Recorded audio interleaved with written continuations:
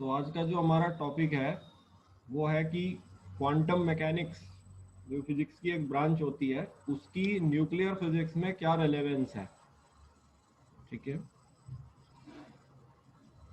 तो 1970s में जब क्वार्क मॉडल आया तो क्वार्क मॉडल के द्वारा जो न्यूक्लियन होते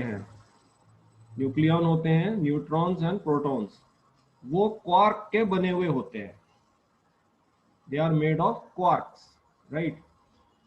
सो एक प्रोटॉन में दो अप क्वार्क्स होते हैं और एक डाउन क्वार्क होता है, और एक न्यूट्रॉन में दो डाउन क्वार्क होते हैं और एक अप क्वार्क होता है। तो इन क्वार्क्स पर एक कलर चार्ज होता है और उस कलर चार्ज के कारण इन क्वार्क्स के बीच में एक वेरी स्ट्रॉन्ग अट्रैक्टिव फोर्स होती है जो कि इलेक्ट्रोमैग्नेटिक फोर्स से भी ज्यादा स्ट्रॉन्ग होती है। इस अट्रैक्टिव फोर्स का कारण है कि क्वार्क्स अपने बीच में एक फंडामेंटल पार्टिकल ग्लूऑन को एक्सचेंज करते रहते हैं, और इस फंडामेंटल पार्टिकल ग्लूऑन के एक्सचेंज करने से ये स्ट्रांगली अट्रैक्टिव फोर्स होती है बिटवीन क्वार्क्स। तो जैसे यहाँ मैंने प्रोटॉन में के केस में दिखाया है कि क्वार्क्स आपस में ग्लूऑन को एक्सचेंज कर रहे हैं और उनके बीच में एक स्ट्रांगली अट्रैक्टिव फोर्स लग रही है जो कि इलेक्ट्रोमैग्नेटिक फोर्स से भी ज्यादा स्ट्रांग होती है। उसी तरह से न्यूट्रॉन के केस में भी यही है कि ये आपस में ग्लूऑन को एक्सचेंज कर रहे हैं और इनके बीच में एक स्ट्रांग अट्रैक्टिव फोर्स लग रही है जो कि इलेक्ट्रोमैग्नेटिक फोर्स से भी ज्यादा स्ट्रांग है in terms of attraction.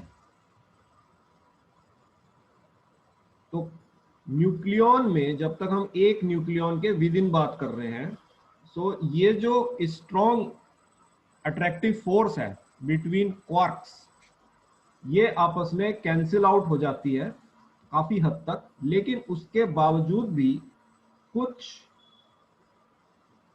Strong attractive force nucleon से लीक करती है और नेबरिंग न्यूक्लियॉन पर लगती है। ठीक, right. So this is a hello sir.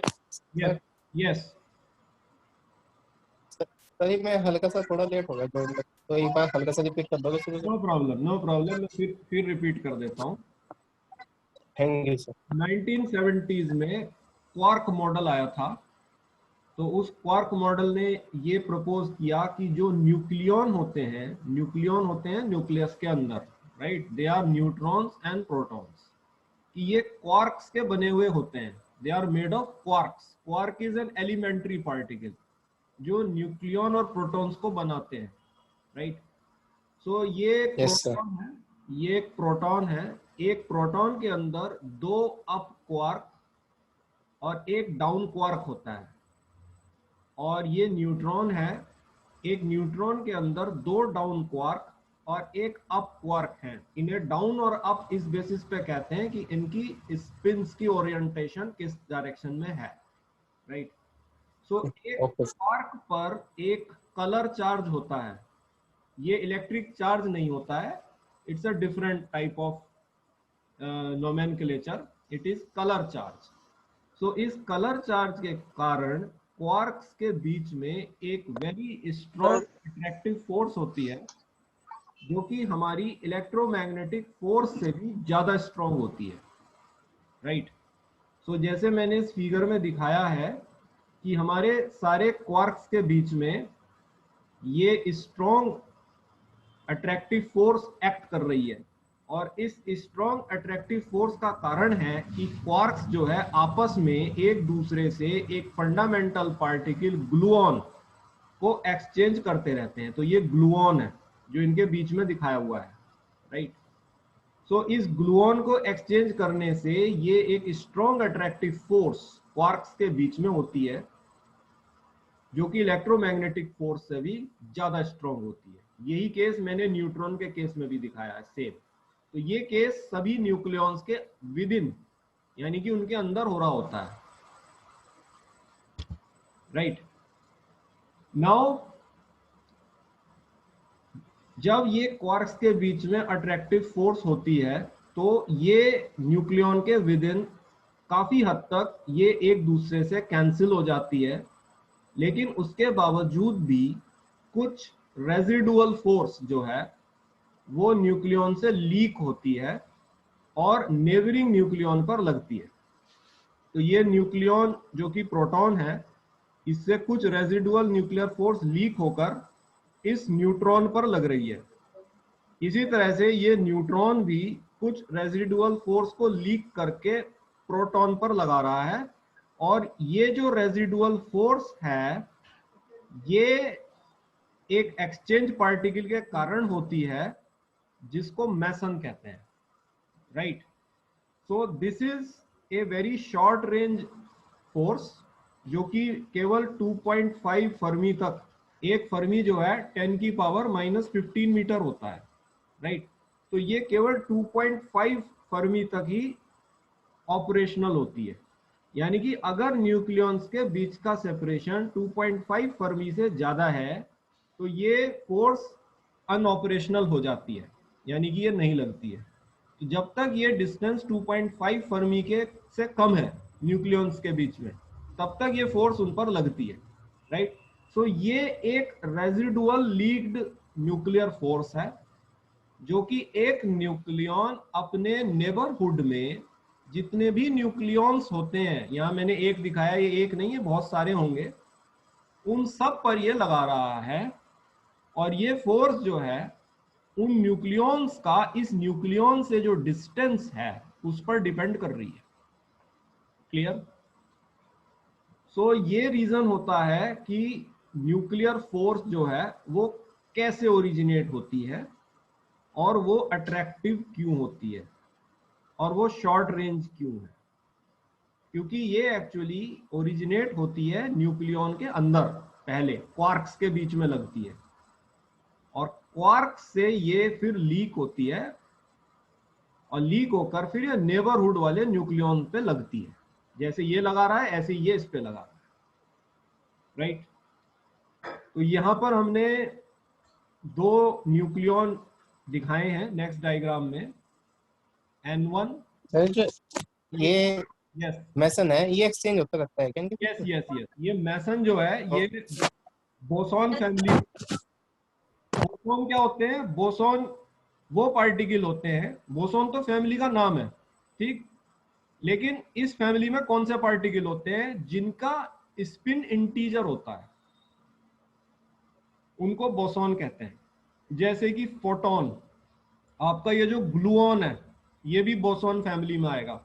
Mason ये भी आपका बोसॉन फैमिली में आता है। कल जो मैंने डब्लू बोसॉन दिखाया था, वीक न्यूक्लियर फोर्स में जो रेडियो एक्टिव डिके में रेस्पॉन्सिबल था, ठीक है, फोर्स ऑफ अट्रैक्शन के लिए, वो भी बोसॉन फैमिली से आता है। तो इन सारे पार्टिकल्स में कॉमन बात ये है कि इनकी जो स्पिन होती है वो इंटीग्रल होती है, right. And some of them are massless particles also, not all but some of them, like photon is a massless particle जो आपने फर्स्ट यूनिट में फिजिक्स में पढ़ा था फर्स्ट ईयर में, राइट।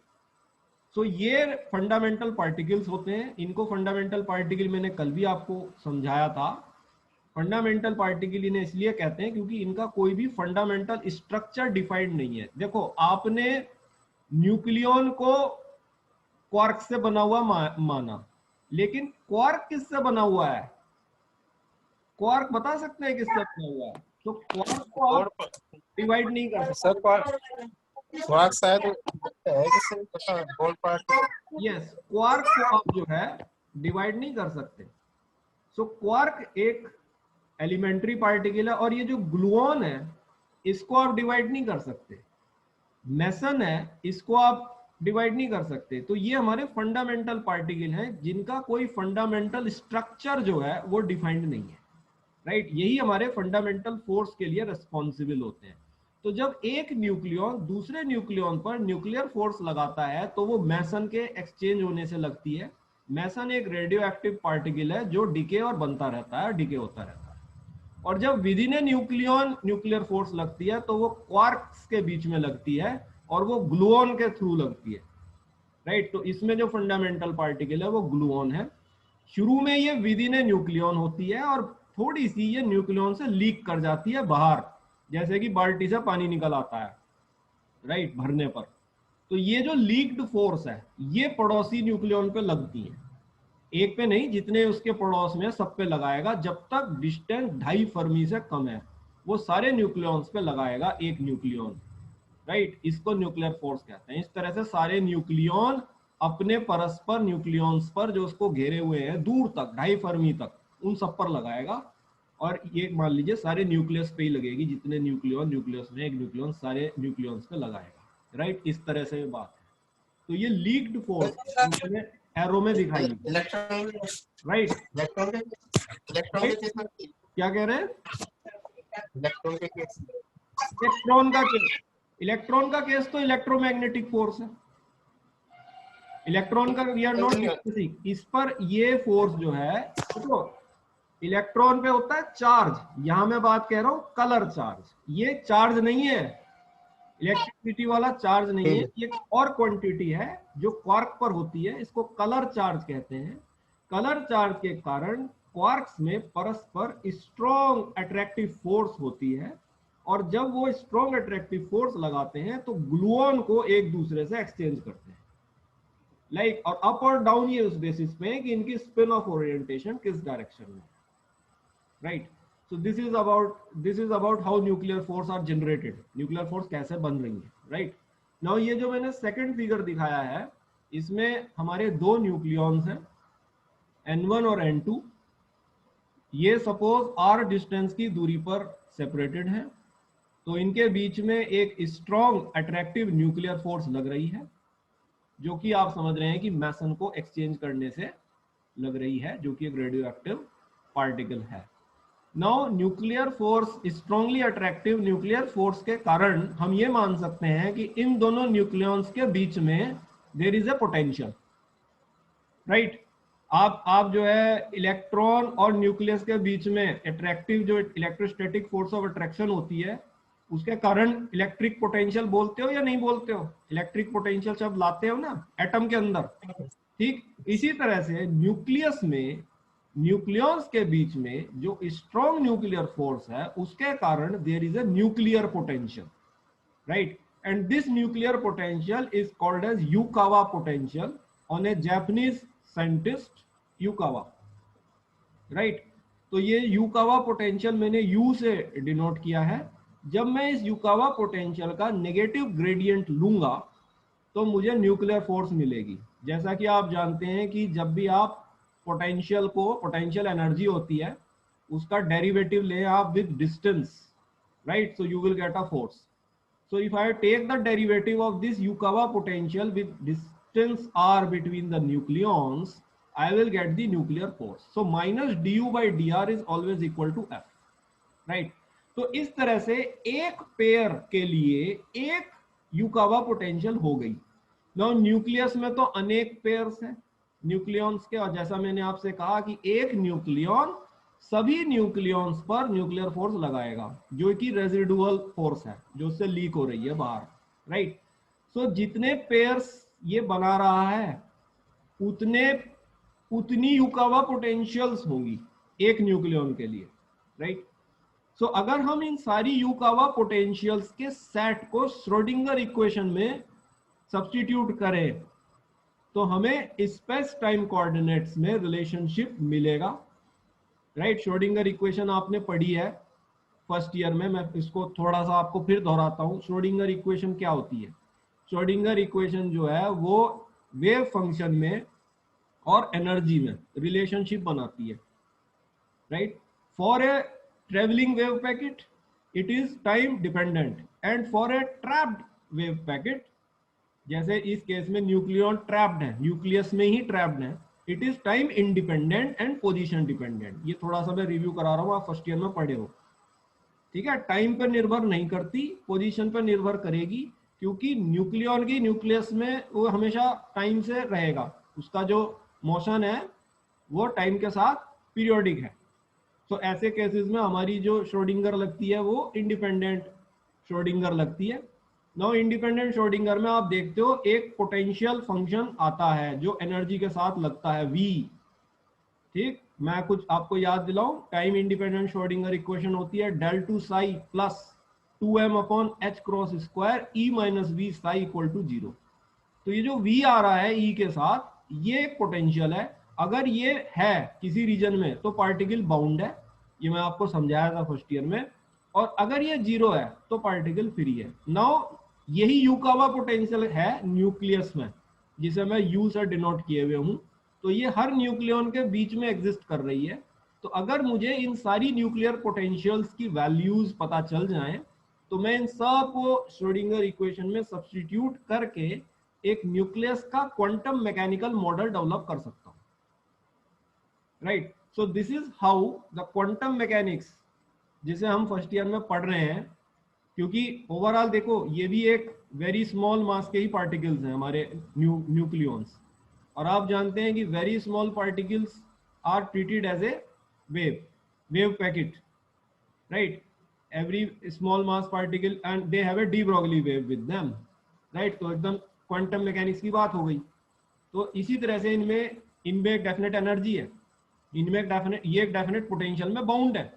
तो अगर मैं इन सारी युकावा पोटेंशियल्स को श्रोडिंगर इक्वेशन में सब्स्टिट्यूट करता हूं तो मुझे जो है इनके क्वांटम मैकेनिकल इंटरेक्शन की प्रॉपर्टीज, जैसे कि स्पेस टाइम कोऑर्डिनेट्स किस तरह से हैं, उन सब के बारे में जानकारियां मुझे मिल सकती हैं। इनके वेव फंक्शंस जो है उसका मैं एनर्जीज के साथ रिलेशनशिप बना सकता हूं, राइट। और आप ये जानते हैं टाइम इंडिपेंडेंट श्रोडिंगर इक्वेशन में कि एनर्जी की वैल्यू डिस्क्रीट होती हैं और उन सब एनर्जी की वैल्यूज को आइगन वैल्यूज कहते हैं। और हर आइगन वैल्यू के कॉरस्पॉन्डिंग एक वेव फंक्शन होता है जिसे आइगन फंक्शन कहते हैं। तो एक एनर्जी का सेट हो गया आइगन वैल्यूज और एक वेव फंक्शन का सेट हो गया आइगन फंक्शंस। इसी तरह से न्यूक्लियस के लिए न्यूक्लियॉन के भी आइगन वैल्यू होती हैं।